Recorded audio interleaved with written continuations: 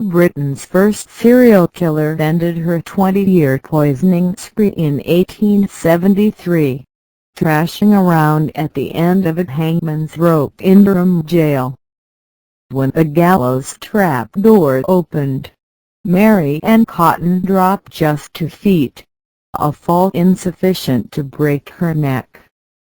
The hangman leaned over and pushed down on her shoulders to hasten strangulation. She took several minutes to die.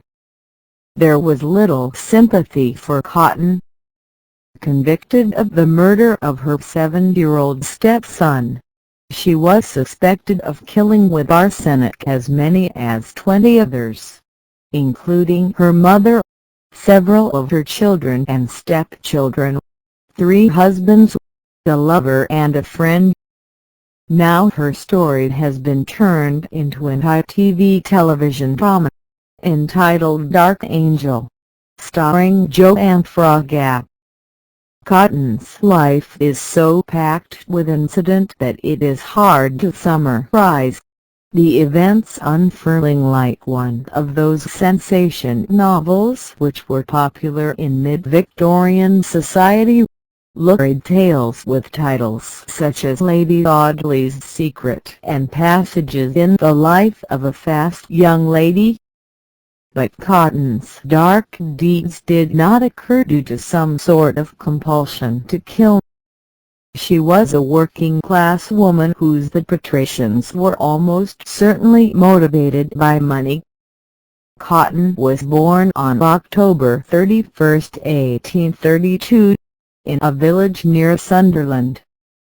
Her father, a miner, was killed in an accident when she was just 9. She was employed in various jobs, including Sunday school teacher and nurse, was married 4 times, once bigamously, with 3 of them dying suddenly, and had 13 children. 11 didn't survive. Many of these family deaths resulted in Cotton receiving insurance payments. The body count in this tale beggars belief.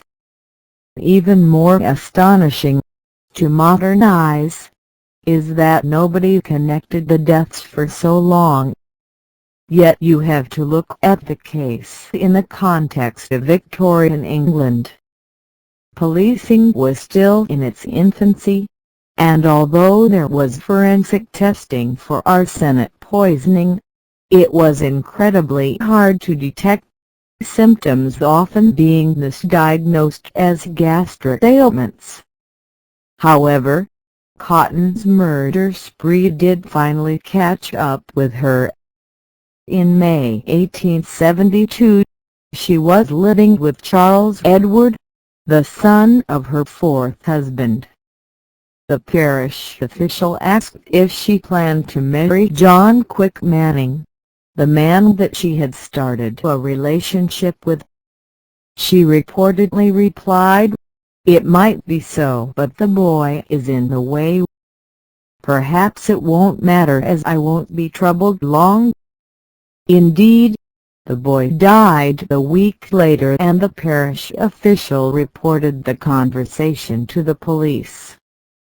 An examination of Charles Edward's body, as well as Cotton's former lover, Joseph Nattrass, who had left her money in his will, revealed traces of arsenic. She was arrested and at the trial, postponed until she had given birth to Quick Manning's child, she was found guilty of the murder of Charles Edward and sentenced to death. Cotton is regarded by some as the first British serial killer, but there are other female candidates. Linda Stratton, author of the book The Secret Poisoner, The Century of Murder, says, Mary Ann Cotton may have been the most prolific poisoner of the period, but she wasn't unique. Betty Ecclesiastes, suspected of several murders by arsenic, was hanged in 1843. Sarah Chersham murdered for people. She was executed in 1851. In the middle of the century there was even a panic, somewhat whipped up by the press, that there was an epidemic of poisoning. The historical records simply don't bear that out, but it is certain that some murders by poisoning went undetected because the deaths were attributed to natural causes.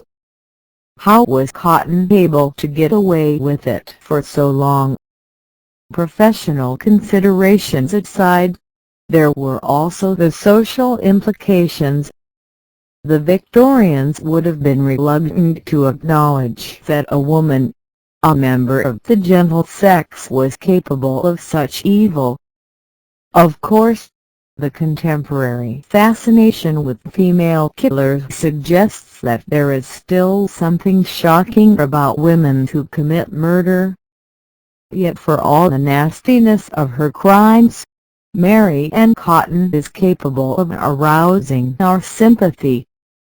Gwyneth Hughes, who has written Dark Angel, says, "If a modern British woman were to ask Mary Ann what she wanted, I believe she would reply, contraception, independence, hot and cold running water,